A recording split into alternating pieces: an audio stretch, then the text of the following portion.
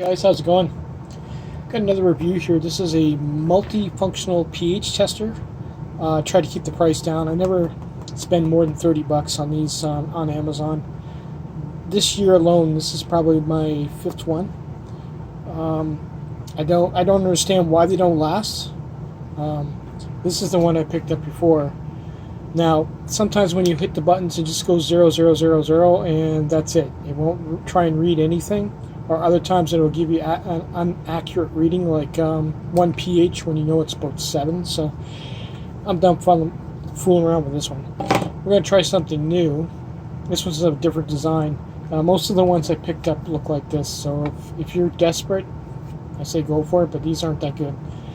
This one, on the other hand, looks like a little bit better quality for the same price, 29 bucks. So I'm hoping to have better luck with this one. It does come with your calibration pouches, which is kind of cool. Got here a manual. Goes into great detail for calibration, pH calibration. We're not going to calibrate. I'm just going to try it out really quick for the review. Cool. It shows you scroll through the different settings. So it is multi-tester, so you can tell by looking at the bottom. You got the 2 pins there, another sensor there, and then the bulb for the pH. But that's basically what it looks like. It leaves you a little hook here where you can actually... It feels like it's watertight. Maybe it's not. Where does this go? Oh wow, that's kind of cool. The sensor actually comes right off if you want to service it. Most people wouldn't care about that, but I do. I think that's pretty cool. It does have a seal in there, so it could probably take a little bit of water. I still, honestly, you wouldn't want water to get in there. Put a little bit of Vaseline on it and put it back together. That'll probably give you a little bit more protection. But that's actually pretty cool. It does that. So like I was saying, you can put a string on it and I can hang it in the pail as I'm doing the pH. I like the display. It's nice and bright. It shows the battery level too. Oh, I never did check to see what the batteries are on this thing.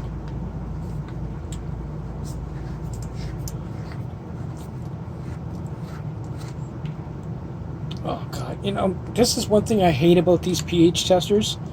They always use these stupid button cells that you normally don't have around the house. Why, with all the room they have in this case, why couldn't they put 2 AAA battery holds, one here and one here, and then you could just use 2 AAA batteries? This is stupid. Stop doing that. Anyway, it does have a seal up there as well. I hate that. God, I hate that. And then you got them sitting around the house and you don't use them for anything else.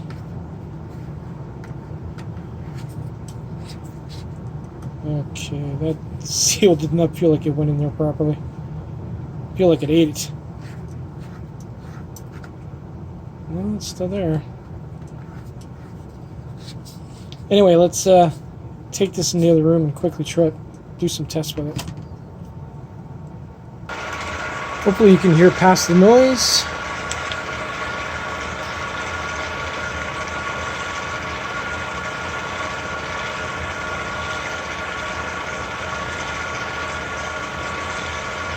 Yeah, you know what, that actually is pretty calibrated. I mean, I knew it was high because I basically just put the water in there. I haven't pH'd it or anything. This one down here I haven't tested as well.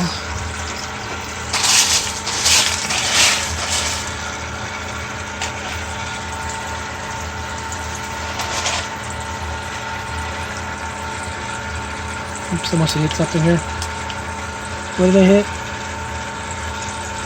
Yeah, it's all different settings there. 790. Yeah, it probably will have to be calibrated because this water here, actually, it has been pH'd before, so I know it's definitely not over 7. So we're gonna have to calibrate it. I'm not gonna do it in the review. I'll have to go through the manual to do it. But it does work good. So you can see that seal is I'm going to have to put something on that seal to lubricate it because it's just basically eating it as soon as you tighten it up. So that will leak. It's pretty straightforward. You're basically going to need something to put water in. Use some bottled water. You're going to take your solution of what you want to calibrate with. This would be 6.8. So cut that open.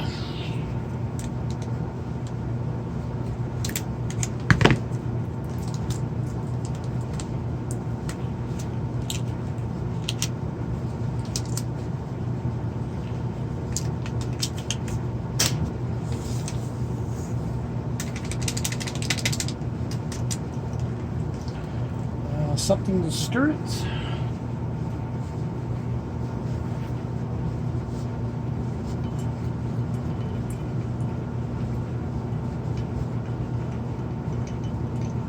It's got a lot of sediment in the bottom, so you gotta make sure you stir that all in.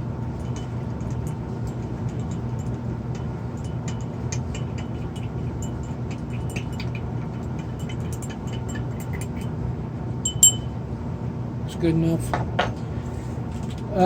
Okay, so they were saying to power it on, and you're supposed to hold this until it blinks or flashes. They'll say calibration, and then it'll blink. And we'll set it in the solution. There you go, it's done. It stops blinking, you're set. I don't think it gets much easier than that. Now that it's calibrated.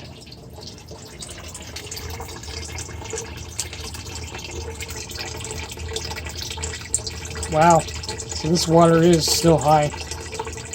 My other meter was way off. Now this is calibrated, so I trust it. So let's quickly give it a squirt of Root Farm and see how accurate it is, how quickly it comes down.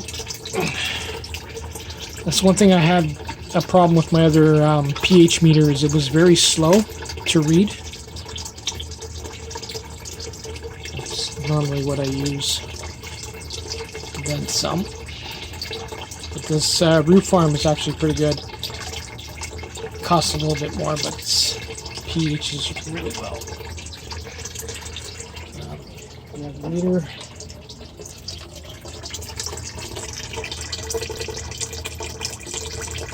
Wow. Yeah, this meter is great, guys. I have no complaints. Very accurate. Better.